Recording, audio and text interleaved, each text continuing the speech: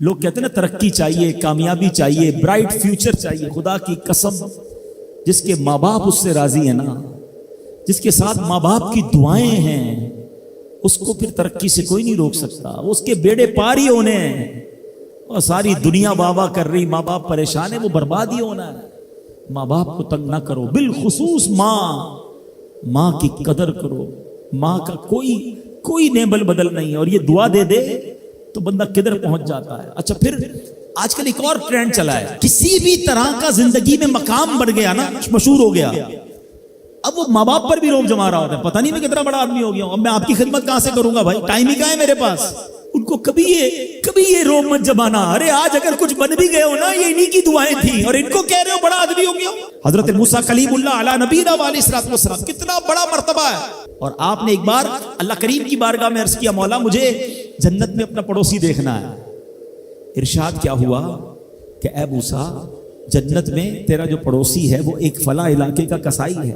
آپ حیران ہو گئے، آپ نے کہا مولا مجھے ملنا ہے. ایڈریس بتایا گیا، آپ چلے گئے وہاں پر. ایک نوجوان نے دروازہ کھولا، آپ اندر گئے. گھر میں گئے تو دو بوڑھے ماں باپ، بوڑھی شخصیات تھی.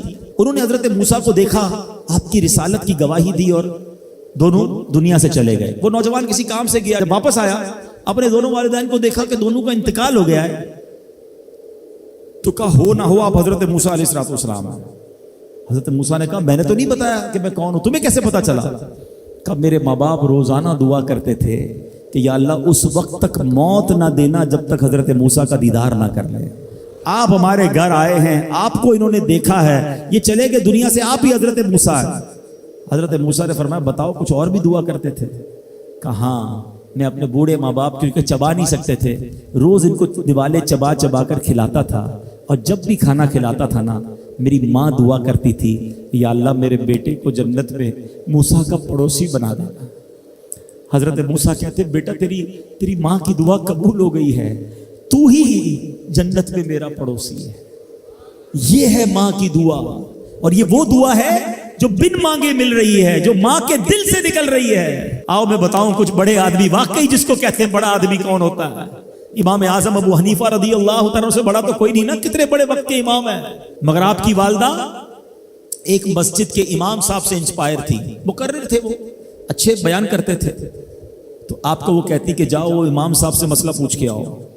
خود مفتی اعظم ہیں، امام ہیں کروڑوں حنفیوں کے. ماں کو یہ نہیں کہا کہ ماں پتہ نہیں میں کتنا بڑا مفتی ہوں، تم مجھے مسجد کے امام کے پاس بھیج رہی ہو. آج تو یہ ڈائریکٹ جواب دے دیتے ہیں نا، مجھے پتہ نہیں میں کون ہوں، مجھ سے بحث کر رہی ہو، اتنی کتابیں پڑھی ماں، تم نے تو پڑھا ہی کچھ نہیں. ابو جان آپ کو دنیا کا کیا پتا، مجھے پتا ہے. سنو امام اعظم، یہ ایسے نہیں بنتے بڑے لوگ. ماں کو کہتے ٹھیک ہے ماں، مسجد کے امام کے پاس جاتے، اس مقرر کے پاس جاتے. وہ کہتا حضور آپ مجھ سے مسئلہ پوچھنے آئے، آپ دنیا کو مسئلے بتاتے ہیں. کہ کیا کروں، ماں نے بھیجا ہے.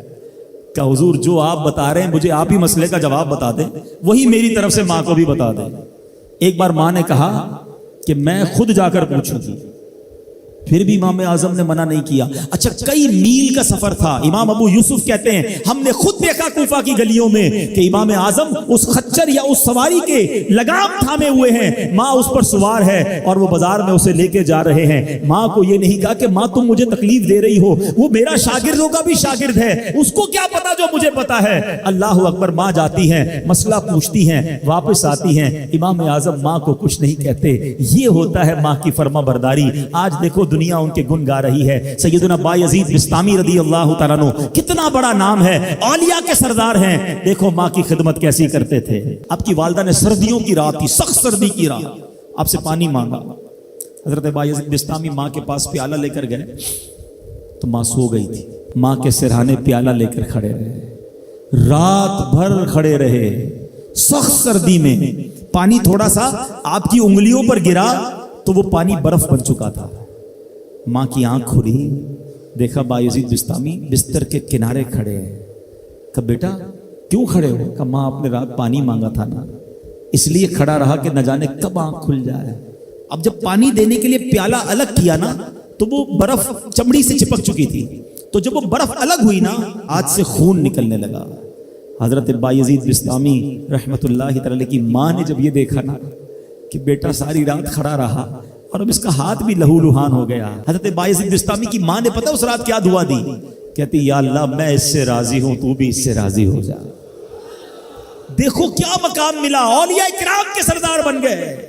یہ وہ دعائیں ہیں جو دل سے نکلتی ہیں۔ ماں باپ کی خدمت ایسی کرو، اب کہو نا ان کے دل سے دعا نکلے۔ جب وہ دعا نکلے گی نا، پھر وہ کام بننے آپ سوچ نہیں سکتے۔